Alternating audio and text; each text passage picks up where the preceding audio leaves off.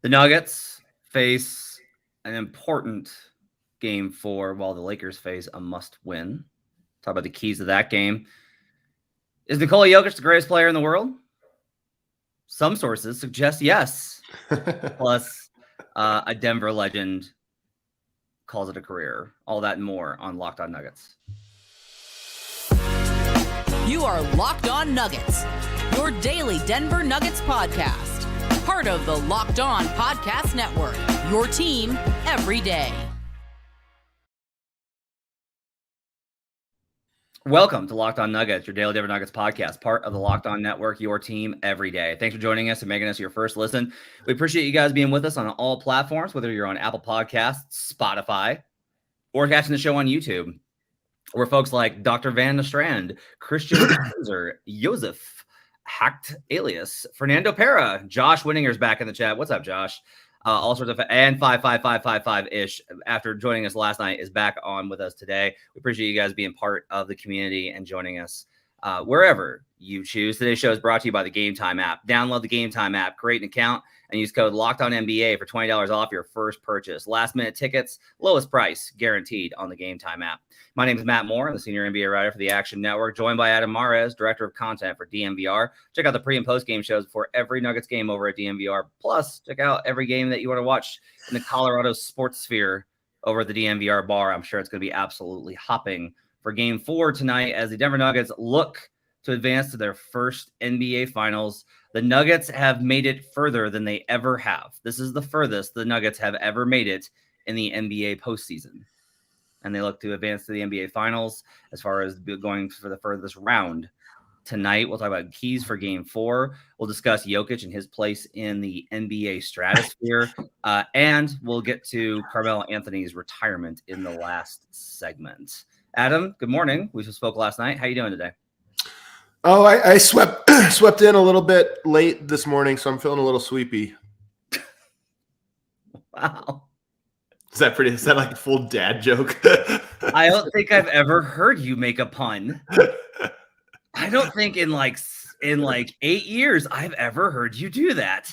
So wow, he must be feeling pretty good today. Get my coffee, man. I'm a little sleepy. I gotta wake up. I love this comment though from Josh Whittinger. He says, "You're the only Matt Moore I respect, and I know at least one other." At least one other. So that other Matt Moore, that scoundrel, that rotten scoundrel. That guy sucks. That guy sucks. All right, so let's get to Game 4. I'll start you with this. I'll start with a take, and you can react to it. I think they changed the starting lineup in Game 4. I think the D'Lo creates problems, but I think at this point you can justify bringing him off the bench. I think they go to Austin Reeves, Dennis Schroeder, Rui Hachimura, LeBron James, Anthony Davis. Well, I think they're let me ask this question here, Matt, because somebody brought this up on another pod. The Nuggets need to retain D'Angelo Russell because of their salary cap situation, not because they want him, but because they can either sign and trade him, lose him, and lose the money because he's they're not going to get the money that they spent on him. They have to use it for him, or they could sign him and then trade him next year, which is probably the most likely scenario.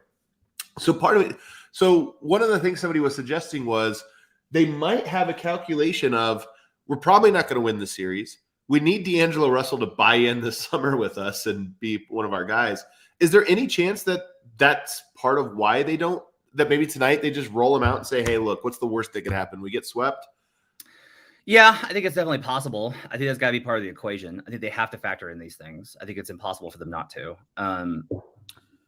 I will say, I think that there's probably a level here where they're just like, look, we're going to try this, and roll the dice. Like if D'Lo is going to leave based off of just like not playing or not starting in one game of this series, is that, there's got to be some sort of calculated risk here. Some of this you have to this is one that I think that's interesting is, in my experience, the front offices always have like the big view in mind because that's their job. And the players and the coaches always have the micro view in front of them because that's their job. Like their job is to win the next game. Right. And the GM's job is to win the next 3 seasons. Right. And so that equation I think is difficult. It might be one of those things where they start D'Lo and then immediately sub in Rui, right? Like he starts, but then they go do this very immediately. That lineup has been excellent. The Nugget starters actually have not been all that good. It's mostly been the Bruce Brown minutes that's actually succeeded in this series. What are your thoughts on, like, if I'm right and they go to that, what are your thoughts on that lineup combination versus the starters and how that affects the flow of the game? If they go to, are you talking about for the Lakers? Yeah, like the Reeves Rui minutes have been absolutely terrific. They have a 123 offensive, 113 defensive in the minutes. My thing with that lineup is it's mostly good because they score against Denver's bench. I mean, one strategy is if you can withstand Denver's best punch, if you can you then, try to take advantage of the bench minutes because those are so vulnerable to a run. The Lakers have a hard time making runs in this series. Yeah. They can have sustained, like, steady play. The Nuggets have runs in them. Sometimes they go on 12-0 runs, 15-0 runs. Like they can score in bunches out of nowhere. The Lakers, I think, have a bit of a harder time doing that. The only time they've had success has been LeBron James in particular, Rui with the bench, and then Rui versus Denver's bench. So to me, if you give your best punch against Denver starters, are you going to beat Denver starters? You might. You might not, though. Denver starters are really good. They're capable of beating the Lakers' best punch. So if you do that, did you sacrifice your ability to score on Denver's vulnerable lineups? Maybe. And then on top of that, what's one of the big stories of this series? Fatigue. Throw your best punch early and Denver withstands it. I just think that you're in trouble. So again, it might be their best bet, and it's time to change things up. If you're, for the Lakers, they might as well try something different.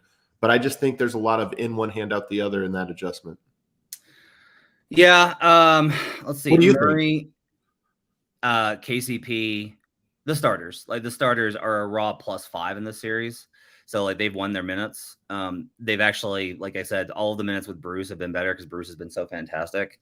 I would say that if you like the script for this game, if you're the Lakers, I think is you got to win the starter minutes. Is you get a lead on. You're right that it's a risk. It's like, what if it doesn't work? Because the Nugget starters are really good. You're losing anyway. The other way's gone 0-3. So I think that there's probably like a little bit of upside to trying to win the starters minutes because on most nights, you're probably not getting the run that the Nuggets got in that third quarter when Jokic went out, or just the stabilization, right? You're not going to get that a lot. So if you're able to get a lead on them, because that to me has been one of the problems for the Lakers in this series. They led game 2 for most of the way, but like the Lakers have not been in consistently, like the fact that in game 3, they did not lead until the fourth quarter, like that's a problem. Like that's an issue for them that they have been unable to get to. They have to play from a lead. And in this game in particular, I think the script has to be like hit them with absolutely everything to where Denver's like, all right, fine, we'll get it back in Denver, right? Like that's a pretty common script in the NBA. And if they can't get separation, they're in real trouble. Their Nuggets have been better in clutch situations, fourth quarters throughout these playoffs versus every team that they've faced, including the Lakers. Right. So for me, it's like you have to hit them with everything. I think you got to get them behind so that you can try and like add separation in the bench minutes rather than trying to withstand the first punch and then come back. Does that make sense? Denver hasn't trailed by a lot of points, really. I mean, they have in short stints, mostly early in the games, but they haven't, to your point, the Lakers haven't gotten to play ahead. And when you're at home, you want your role players to have a little bit of comfort. I think there's a very real scenario tonight where Denver has the Lakers facing elimination, builds a lead, and now you're asking all these guys to save your season even with wide open jumpers. That's a lot of pressure. That could be a little tough. So I'm with you. I think it's one of the strengths of Denver is that they just, to this point have not given up big runs. I think it's the nature of their offense. And they're capable of doing that. The one thing I'll say, though, in favor of making a change, I think Denver has figured out Jared Vanderbilt. I think they actually had him figured out the moment he stepped on the court. Yeah. Hey, we know how to take advantage of that one. So if you have a starting lineup that's already figured out, you might as well change it up just for the sake of, hey, let's just present them new problems, new challenges. It's one reason that I think Mo Bamba, as crazy as it is, might actually be worth trying out. Not because I think he's good, not because I think that it's fair to throw a guy out who's been out for so long and is not a star player to begin with. I think it's unfair. But at this point, it might confuse Denver. It might just force them 5 possessions where they're like, all right, hold on. Who's where? Like, what are we doing here? What's our plan? Maybe go to Mo Bamba in the second unit next to LeBron and Rui. Man, I don't know about that because I don't know if he takes advantage of Denver's undersized lineups that much. I don't know if he's that kind of guy. He kind of plays a little bit. I don't know if he's going to be a guy that physically overpowers the way you would typically overpower there. To me, it's more, can you stick length on Jokic and use Anthony Davis as a roamer? Yeah, we talked about the Rui adjustment, but maybe it's just, hey, length on Jokic, even though he's not good one-on-one, you have Anthony Davis helping. That's double length. What if they start Mo Bamba? Again, like at this point, when you're down 3-0, what is there to lose? You're trying to gain a data point to see if there's something you can do. So for me, the longer a series goes on, I've always said this, Jokic figures it out. Oh, here's where we're going. Here's the vulnerabilities. I think we're there, so you got to throw up a curveball. Throw a curveball. Okay, another idea. What if you put Mo Bamba in the starting lineup for Anthony Davis? Since AD can't seem to be very effective in the series. All right, on the other side, we'll talk about the key essential question. And honestly, it's a talking point. Many are saying, you're hearing it more and more, all of the phrases. Is Nikola Jokic the best player in the world?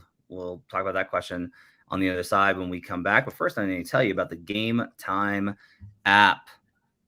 Game Time is absolutely phenomenal because, look, there's so many great events going on. I personally don't think there's anywhere better in the country than Colorado in the summer. It's absolutely phenomenal. It's such a great place to be. And there's so many events going on. Denver's got so many great concerts. It's such a great concert city.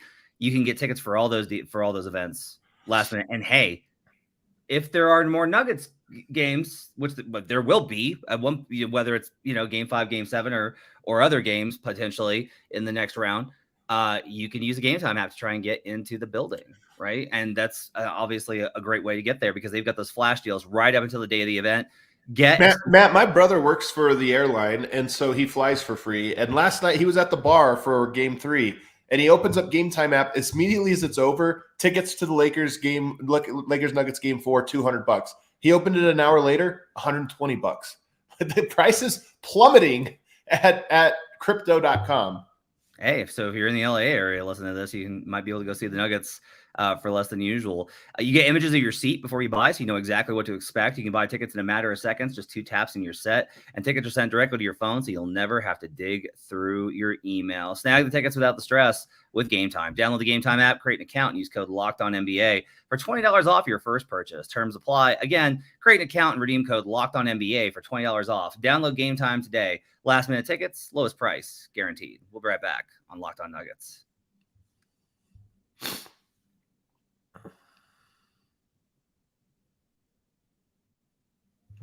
Back here on Locked On Nuggets. Thanks for joining us and making us part of your day. Appreciate you guys being with us. Medina Joshua has a question for you. Is that White Man Can't Jump Joker and Murray shirt, Adam? Lurk Designs. Shouts to Alec Gwynn. Nice. Who I hung out with over the weekend, by the way, after game 3. Oh, that's cool. How's Alec? He was great. That's awesome. Great. I mean, it was after game 3, so you can imagine. It's cool that you can hang out with him because if I was there, he might try and stab me. So look, it took him a while. It took him to the Western Conference playoffs and 2 MVPs, Western Conference Finals. But look, I'm listening to all of these clips from people on the Nikola aesthetic, that account, which is great, by the way. Shouts to that guy for putting on basically every clip about the Nuggets on national media. And there's like a lot of conversation about Nikola Jokic is being referred to as the best player in the world. Like that is consistently being discussed. We are 3 weeks from him not being selected as the National Basketball Association most valuable player in favor of a guy who completely vanished. So I just want to get your thoughts on more of the question and what it means. Like if I had told you the earliest adopter of Jokic tech. If I had told you then this guy could be the best player in the NBA, you have been like, okay, stop being a jackass, Matt. Like, you don't have to make fun of me, right? And yet here we are. When we look at where Jokic stands and why, what do you think is the evolution in terms of how people view him, about where he stands, about where he's gone from, even from his first MVP season, about where he was in the bubble to now? What are your thoughts on Nikola Jokic, best player in the world? There's a little bit of it that's like, when you have like a great band and you share it with a friend for the first time. So you having experienced them for a while, you're sharing and you're watching somebody else be like, wow, this kind of nice, man. I like this. That's kind of what it's like. Only it's as if your friends were like ragging on it without listening to it for all these years. That's kind of what it's like. But I've commented on this. I think it was after Game 6 of the Phoenix series where I'm listening to one of the national shows, and I think it was Windhorst who was like, guys, he made this pass in the third quarter. He didn't even look. And you're like, yeah, that's it. Yeah, you're getting it. Keep going. He scores. If you leave him one-on-one, he'll just score on you. You're like, yep, that's another part of it. Yep, that's what he does.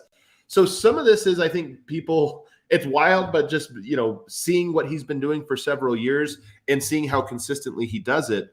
So I think there's been a lot of catching up in terms of people's eyes. But it's more than that, Matt. This playoff run represents Jokic could have been good and the Nuggets could have won, but it still would have been a little more iffy.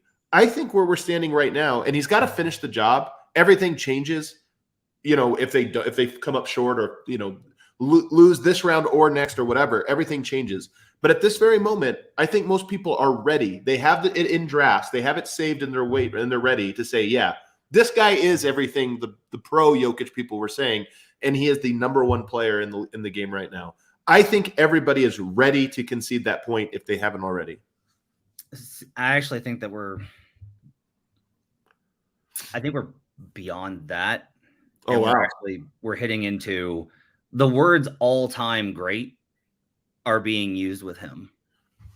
And look, this is what's funny about being in the moment, right? Is I'm like, wow, are people really considering this? And I'm like, he won 2 MVPs. Why wouldn't you? Like, what player to win multiple MVPs is not considered an all-time great? Like, Moses Malone is an all-time great.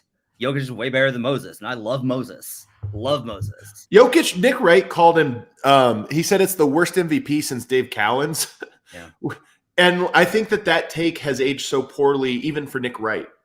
Yeah, it's even Nick Wright is kind of like begrudgingly, man, this guy's really good. He's really stepped up. He showed me something. Like, yep. Yeah, and I think it's a lot of this too is just the expectation, and this is Wynn's made fun of this point so much, and it's accurate. And a lot of this is cool in that you and I have talked through, and we've seen the runs, right? Like, it continues to baffle me that people really had questions about this team defensively. I'm like, guys, they made a Western Conference final. Like, they beat the Clippers, who you thought was much better. Like, they did that. Like, they beat Kawhi. Like, Jokic was the best player in a series with Kawhi Leonard and Paul George. Like, that happened 3 years ago.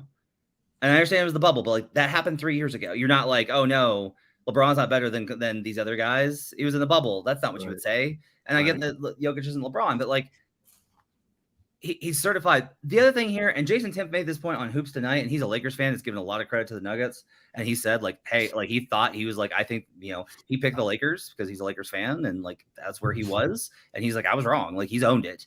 I like Jason a lot, and a lot of people have owned it.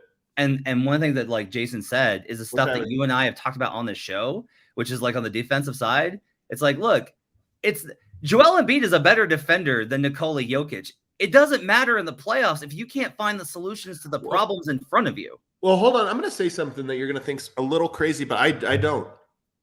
He's better rim protector on drives. He's better at that type of rim protection, which is obviously a huge part of this. Somebody posted the other day, they're like, AD's really having a hard time challenging Jokic one-on-one in the post. Jokic's an elite post-up defender. Yeah. There are parts of Jokic's game that aren't just good, they're great. And there are parts of his defense that are obviously, as you're mentioning, bad, but so is every other big guarding in space, and he's probably one among the worst. But AD trying to go one-on-one at Jokic, yeah, that's advantage Jokic. Jokic is better. If Anthony Davis and Jokic played one-on-one, I think Jokic would destroy him. And I think that's a thing that people would mostly like, well, hold on. No, Jokic is good one-on-one post defender. But Adam, he kicks the ball and pick and roll. So like a lot of this is just the people that really thought they're like, well, Jokic will get exposed. They just, to me, I'm like, you fundamentally do not understand playoff basketball and playoff defense. Like you just don't. And even I'll say this, like, I like all these national guys, not just because I know them. Like I like them before, and then I got to know them personally. Like I have like unending respect for Brian Windhorst. Brian's always been really good to me. But like Brian the other day was like, I still think the Lakers could have done more to exploit Denver defensively. I'm like, they faced Kevin Durant, LeBron James. Like right. And some of this honestly gets into stuff that you talked about with the offense, where it's like, hey, if you're having to take the ball out of the basket every time, that's what's really funny about this series is like the Lakers have won a title off of transition offense, and the Nuggets are killing them on fast breaks, killing them in transition. Right. Real quick though, I want to go through some numbers here, Matt. Yeah. Jokic is averaging the exact same amount of points as Jimmy Butler, which is tied for the most of players left. It's 5th overall. Kawhi Leonard played 2 games. He's at 34.5 points, so I don't know how much we count that. But Devin Booker, Anthony Edwards, Steph Curry ahead of him. Number 5 is Jokic. Number 6, Jimmy Butler. Jokic is averaging 13.2 rebounds per game, an absurd number. 10.1 assists per game, so a triple-double. He's shooting a better percentage than Jimmy Butler, a better three-point percentage than Jimmy Butler on almost identical volume. The guy has a triple-double average, a 30-point triple-double average. These are insane person numbers. These are absolutely ridiculous to me.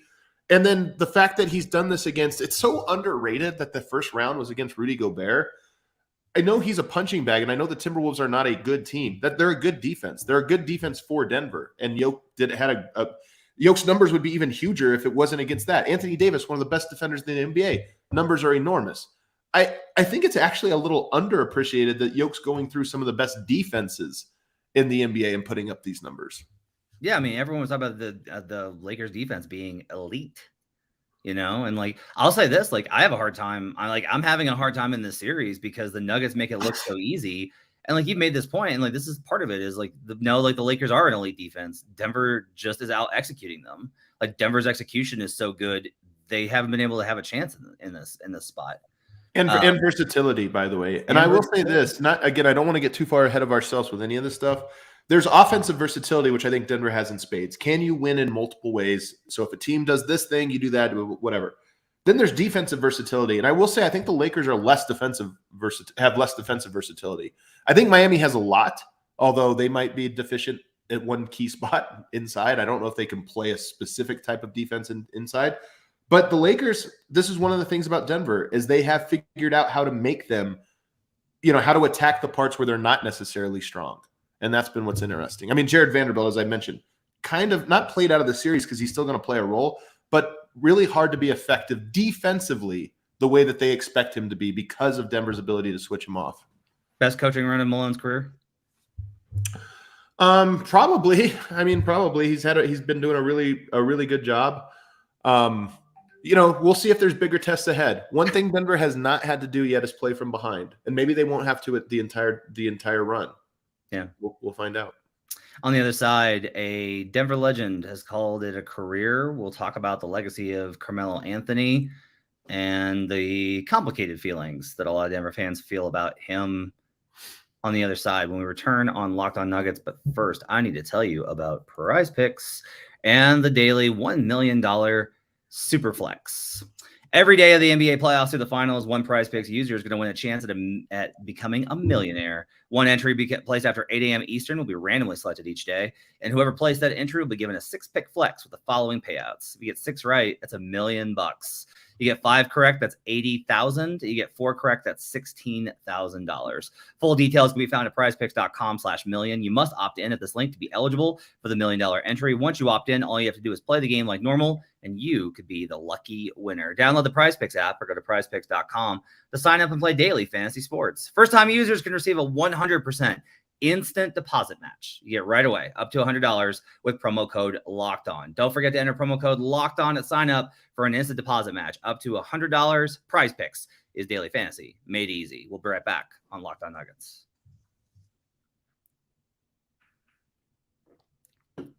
Back here on Locked On Nuggets. Thanks for joining us and making this part of your day. Appreciate you guys being with us. Josh Winger, Aaron Brooks retired. I'm dead. I'm just dead. Thank you, Josh. So Carmelo Anthony announced his retirement this morning in a video, and with Denver in the conference finals and on the verge of the finals, there's a lot of conversation about it in regards to Denver.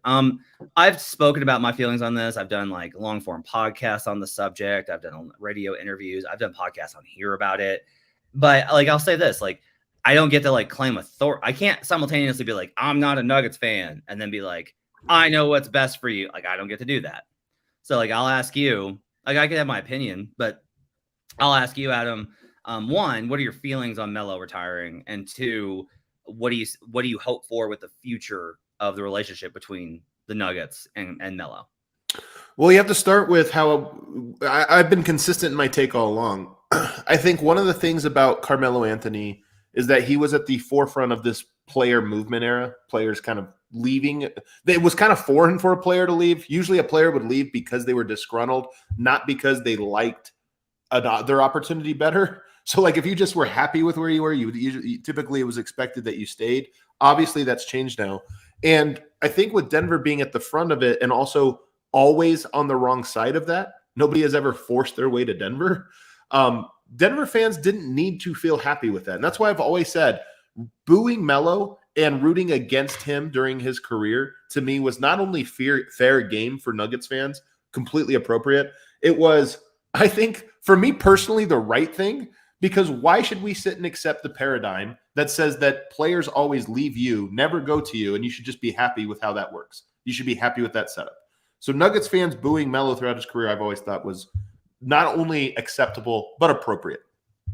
But I've also always said, it's not personal. It's not about Carmelo. To me, it's always about a system that is designed for you to be the punching bag in the asterisk and everybody else's story. But now that he's retired, I think there is this is the moment, and it's kind of great that it's happening on this, special run for Denver. This is the moment to me where everything can be put to the side, and Melo can be celebrated for the time he was in Denver, for all the things he did do in Denver, and I hope can be brought back into the fold by Denver Nuggets fans. So for me personally, today, as he announced his retirement, by the way, really cool video I thought that he made. Like that was a creative way to announce your retirement. I thought I thought it was well done. Now is the time where I hope there can be a bringing together of Melo and Denver Nuggets fans, a reminiscing, and ultimately you don't want to erase that history. That was a great history, and I hope it can be placed in that proper context now. I'm not going to begrudge it because, again, it's not my place to. I'll say, like, on the plus side, on the positives, like Melo did lead them to the conference finals, which was like a really high mark. Got as close as any team in Nuggets history has to the finals. Was a fantastic scorer, was amazing in his era. The era kind of shifted beyond him, starting when he kind of got to the Knicks. It started to evolve past him. It was a different era. To me, it was a different era. 2011 on, that's a different era. He was better defensively in Denver than he was later on. So physical, so powerful, had so much capability in terms of just bullying. Also, obviously, just an amazing shooter, just able to, like, the game was so smooth, so much in his footwork, in his bag, of being able to create shots for himself. Big shot after big shot, range for days, all those types of things. So that there's like, those are like the positives that I have. I do have some stuff here from the chat. How many games has he attended at Ball Arena since he left? Yeah, but here's the thing. That's not that is on him, but it's also, again, every time he came to Denver, we booed him. Why would he come to Ball Arena? Charles, I feel better about Carmelo retirement if he apologized to the fans for leaving us high and dry. We were 1 of 2 players short of a great team after that 2009 WCF. What does he have to apologize for, Matt? I don't think he has anything to apologize for. This is the thing. He made a decision. He said, I would rather be in New York with a lesser team, even, by the way. I'd rather be in New York. What does he have to apologize for? That's his right. He gets that right. The trade-off, though, for exercising that right is you get booed by a place where you feel like, hey, that's where I made my name. Like I had all these good years. You get booed there. That, to me, that's the trade-off. And if he would have showed up in the crowd prior to today, he would have been booed. I even think there's a chance that if he shows up, let's imagine that there is a game 5 and Carmelo is invited by, the Cronkies or whatever, and he's sitting there and they show him on the Jumbotron. Does he get booed or cheered? Mix. I think a mix too. And so why would he show up when knowing that would be the case? That's a weird position to be in. Again, a position of his own creating. And this is my whole thing. I am pro player empowerment. I am pro players being able to exercise their free agency. I am anti forcing fans to be the ones that have to make that a win-win for everybody. If you want to exercise, like Damian Lillard right now appears to be saying, I would rather be with Portland and go down with Portland and never win. I'd rather do this. And the result is he's a hero to the Portland fans, even though they'll probably never win anything. And he'll get cheered and he'll always be welcome there. You can exercise your right to leave. You're not going to be loved and remembered and thought of in that same light. And that's okay if you make that decision. I think for me, a lot of it too, if I were a Nuggets fan, would be based off of his recalcitrance at this stuff bothers me, where he's like, well, they wanted to rebuild. I mean, we have no evidence of that, man. Yeah. Nope. Like, don't do that. You made the conference finals 2 years prior, and your coach got cancer the year after. Like, I have not heard a single work. Any of those guys have not come out and been like, yeah, no, we told Melo we wanted to tear it down and lessen salary. Like, I'm not sorry. Only that, to me, it not sounds only that, like you were looking for an excuse to justify it. And like, I'm with you on this. This has been my thing. You're right. It's fine for him to players ask out all the time, right? Guiding your career, blah, blah, blah. And he could have left in free agency. And you could say like, well, he actually helped Denver out. I want to push back on that one point. The idea of Melo helping Denver out by requesting a trade so they could get something back. No, he wanted out sooner. He wanted out earlier. He wanted to get set up then. I think there was a little bit of both, but you are right. Because I'll tell you, if they don't deal with the Knicks, if Prokhorov does not meet with him on Friday night and scare Dolan, they're getting a deal, and the Nuggets do not get the assets, including Jamal Murray, that they got from that trade. Right. Melo was not like, hey, make sure you give these guys something to build with. That was not part of his equation. Like, let's not pretend he had the interest of the Nuggets at all in his mind. And you want to say like, well, the front office of blah, blah, blah. Fine. But again, like, the fans are part of this equation.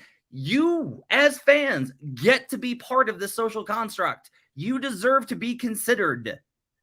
Right. You shouldn't just have to be like, no, he scored a lot of points. We gotta love him. No, he left you. He abandoned you. He ran. He went to a bigger market. All the stuff that people feel about Denver, where it's like, we're not treated as the same, he validated. Well, that's the thing is I think the fans' response to Melo is the same as Melo's response to the fans. I mean, there's a mutual relationship there. Well, you cheered him when he was there. Yep, that's exactly right. And when he was here, he played for us. And when he wasn't, he didn't. So that's the trade-off of it all.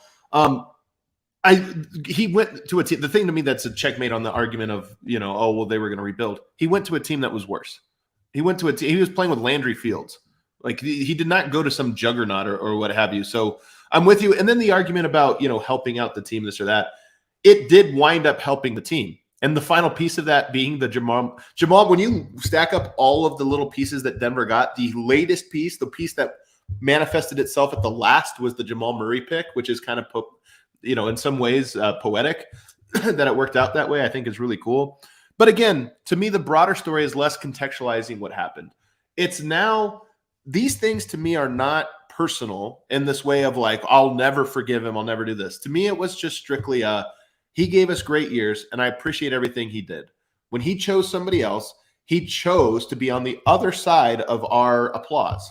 And now that his career's over, I hope that we can bring him back in the fold. I will say he can't show up to Game 5 unannounced. I don't think that will go well. I think it would be equal boos and cheers. I hope I'm wrong. But what I do think can happen, though, is that he can extend an olive branch. Come on this show, Carmelo, or do a sit down with Mark Spears, or do something where you talk about your time in Denver. And honestly, to me, it's more about owning it.